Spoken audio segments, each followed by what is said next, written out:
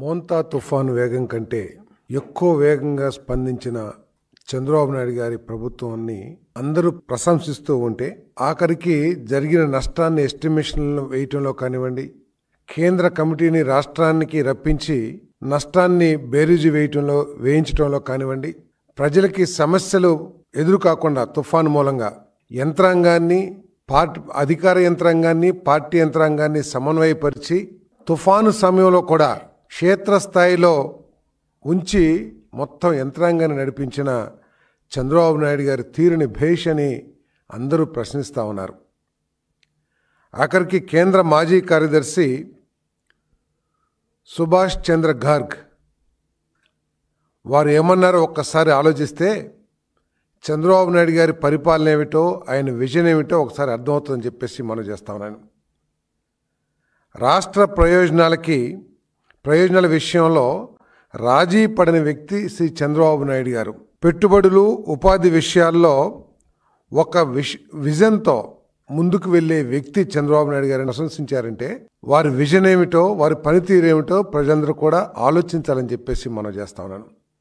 వైఎస్ఆర్సీపీ ప్రభుత్వం విధ్వంసమే ఒక విజన్గా ముందుకు వెళ్తే ఈరోజు చంద్రబాబు నాయుడు గారి నాయకత్వంలోని కూటమి ప్రభుత్వం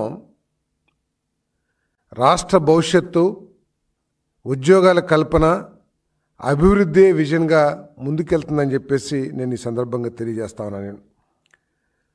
మరి దేశమంతా ఈ రాష్ట్రంలో జరుగుతున్న అభివృద్ధి గురించి, పెట్టుబడుల గురించి ఆలోచన చేస్తూ ఉంటే పులివెందుల శాసనసభ్యులు గారికి మానసిక పరిస్థితిలో తేడా వచ్చి ఆయన ఇష్టం వచ్చేట్టు మాట్లాడటం చాలా ఆశ్చర్యకరంగా, జిగుప్సాకరంగా ఉందని చెప్పేసి నేను భావిస్తా ఉన్నాను.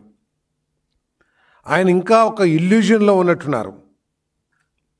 ఏదో చేసేసాను, అసలు నా ప్రభుత్వమే చేసేసింది, ఆ 5 సంవత్సరాలనే అభివృద్ధి జరిగింది, మొత్తం క్రెడిట్ అంతా నాదే, ఆ క్రెడిట్ని చంద్రబాబు నాయుడు గారు దోచేస్తున్నారు అని చెప్పటం అసలు అది నవ్వాలా లేకపోతే ఆయన అమాయకత్వానికి బాధపడాలా అర్థం కాని పరిస్థితి ఉందని చెప్పేసి నేను భావిస్తున్నాను.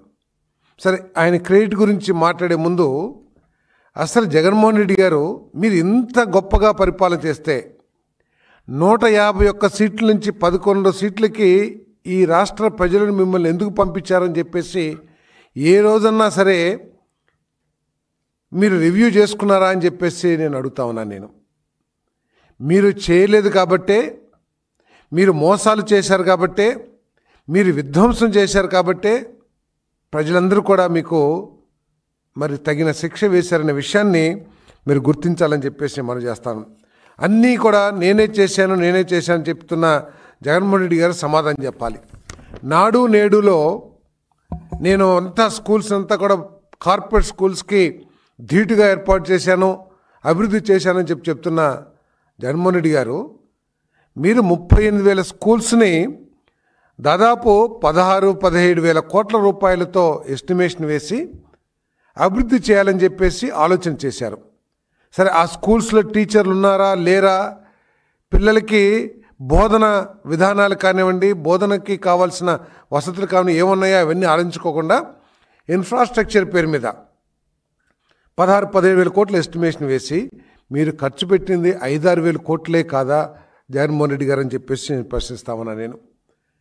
మీరు క్రెడిట్ అని చెప్పుకుంటున్న మీరు ఎన్నికల్లో అమ్మఒడి ద్వారా ప్రతి పిల్లవాడిని చదివిస్తానని చెప్పేసి చెప్పిన మీరు అధికారంలోకి వచ్చిన తర్వాత తల్లులను మోసం చేసి కేవలం ఇంటికి ఒక్కళ్ళకే ఇస్తానని చెప్పేసి ఎగ్గొట్టిన విషయం వాస్తవం కాదా అని చెప్పేసి ఒక్కసారి సూటిగా సమాధానం చెప్పాలని కూడా నేను కోరుతా ఉన్నాను. మరి చంద్రబాబు నాయుడు గారు, లోకేష్ గారు సూపర్ 6 పథకాల ద్వారా కానివ్వండి, ఎన్నికల మేనిఫెస్టో ద్వారా కానివ్వండి, లేకపోతే ఎన్నికల సభలో కానివ్వండి, ప్రతి పిల్లవాడిని చదివించే బాధ్యత నాదని చెప్పేసి చెప్పిన చంద్రబాబు నాయుడు గారు, లోకేష్ గారు ఈరోజు ఇంట్లో ఎంతమంది పిల్లలుంటే అంతమందికి మరి తల్లికి వందనం ఇస్తున్న విషయం వాస్తవా మీకు తెలుసా తెలీదా జగన్మోహన్ రెడ్డి గారు అని చెప్పేసి అడుగుతా ఉన్నాను.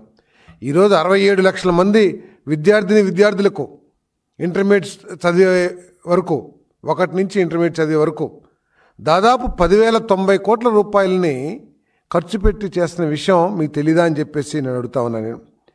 మరి ఆఖరికి ఏదో మీరు ఒక్కళ్ళే భోజనం పెట్టినట్టు రండి, ఇప్పుడైనా మీ వైఎస్ఆర్సీపీ నాయకులు కానీ కార్యకర్తలు కానీ పంపిస్తే వారిని తీసుకెళ్ళి ఏ స్కూల్లో కావాలంటే ఆ స్కూల్లో భోజనం పెట్టిస్తాం, మేము కూడా మీతో పాటు కలిసి తింటాం. ఏంటో మీ బాధ ఏంటో, మీ కడుపు మంట ఏంటో చెప్తే, క్షేత్రంలోనే చెప్తే అర్థమవుతుందని చెప్పేసి కూడా నేను సందర్భంగా తెలియజేస్తాను. ఎంత నిస్సిగ్గంటే మీరిచ్చే చిక్కీల్లో, మీరిచ్చే కోడిగుడ్లలో దాదాపు 200 కోట్ల అవినీతి జరిగినట్లు చాలా స్పష్టమైన ఆధారాలు కనపడుతున్నాయి. దానికి సిగ్గుపడాలని చెప్పేసి కూడా నేను మనవి చేస్తాను.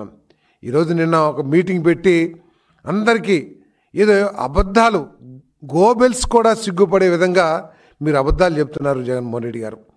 మీరు రైతులకి ఏదో చేశారని చెప్తున్నారు రైతు భరోసా కేంద్రాల ద్వారా. ఏం చేశారు మీరు రైతు భరోసా కేంద్రాల్లో?